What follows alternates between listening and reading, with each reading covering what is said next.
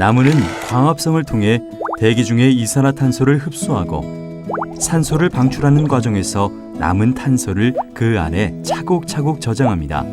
그리고 탄소를 저장하고 있는 나무를 수확하여 생산된 목재 또한 탄소를 저장하게 됩니다. 그래서 우리는 한 그루의 나무에서 생산된 목재를 탄소 통조림이라고 부릅니다.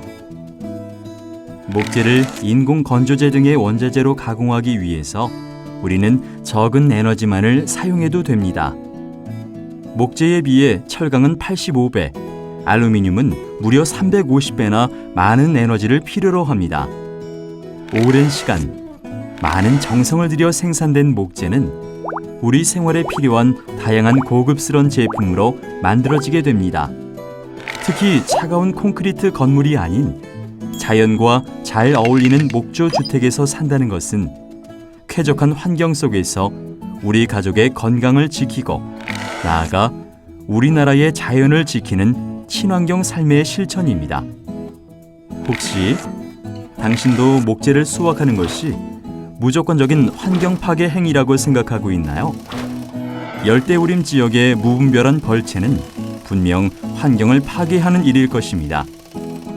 하지만 우리는 목재 생산을 위한 일종의 나무밭을 별도로 가꾸어 계획적으로 나무를 수확하고자 합니다. 그래서 다 자란 나무를 베어내고 빈자리에 다시 생장이 왕성한 어린 묘목을 심어 가꾸었을 때 나무는 더 많은 대기 중의 이산화탄소를 흡수하게 됩니다. 뿐만 아니라 수확을 통해 생산된 목재만큼 많은 탄소를 저장할 수 있게 됩니다. 이렇듯 계획적인 목재 수확을 통해 선순환 구조를 조성한다면 전체 산림의 탄소 흡수원은 오히려 늘어나게 됩니다. 이와 같은 목재 이용의 다양한 장점으로 인해 세계 각 국가들은 목재 이용량을 점차 늘리고 있으며 최근 목재 이용은 그린 이코노미의 핵심으로 인정받고 있습니다.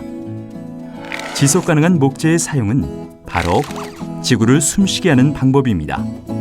I love wood, 산림청.